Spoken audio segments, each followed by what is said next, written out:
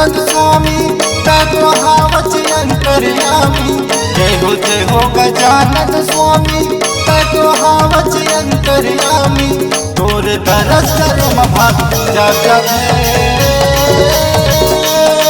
तोला लड्डू चढ़ावो मोदक चढ़ावो नरियर पाँच सुपारी।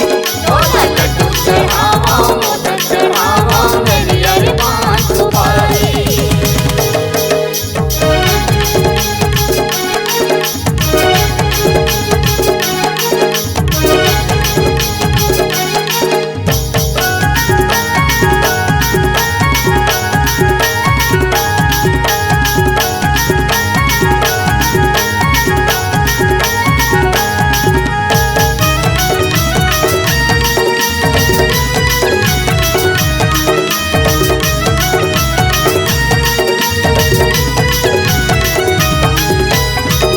पूजा तोर होते गजानन देवा देवा तुझे सबो कोटि।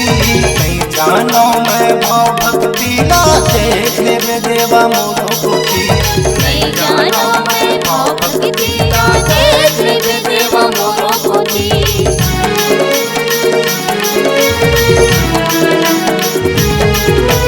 पहली पूजा तोर होते गजानन देवा देवा तुझे सबो कोटि। नहीं जानो मैं भाव भक्ति ना देख ले देवा मोरो कोटि।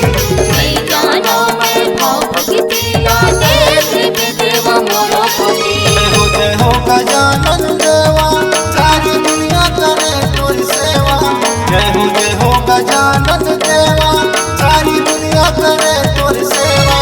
तोरी दरस करम भक्त जग जग तोला लड्डू चढ़ावो मोदक चढ़ावो नरियर पाँच सुपारी। तोला लड्डू चढ़ावो मोदक चढ़ावो नरियर पाँच सुपारी।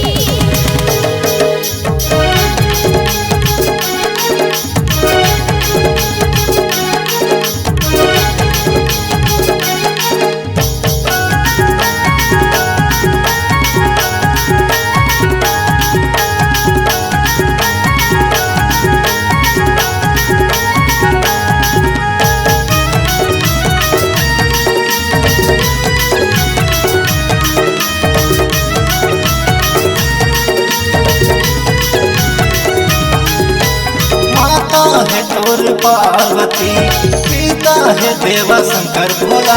मुसवा के है तोर सवारी रिद्धि सिद्धि तोर चंवर डोला। मुसवा के है तोर सवारी रिद्धि सिद्धि तोर चंवर डोला।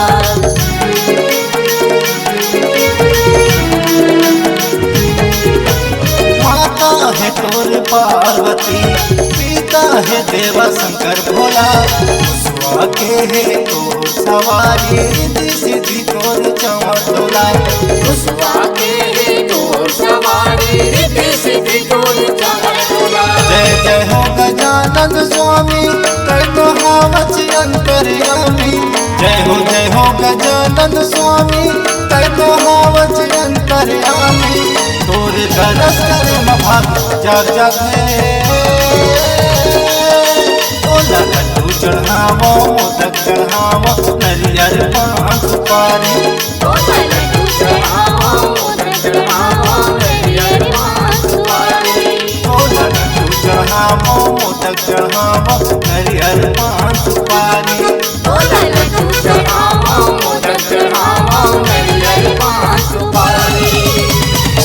नमस्कार दोस्तों, नए छत्तीसगढ़ी गाने सुनने और देखने के लिए हमारी वीणा म्यूजिक को सब्सक्राइब करें और बेल आइकॉन के बटन को क्लिक करें।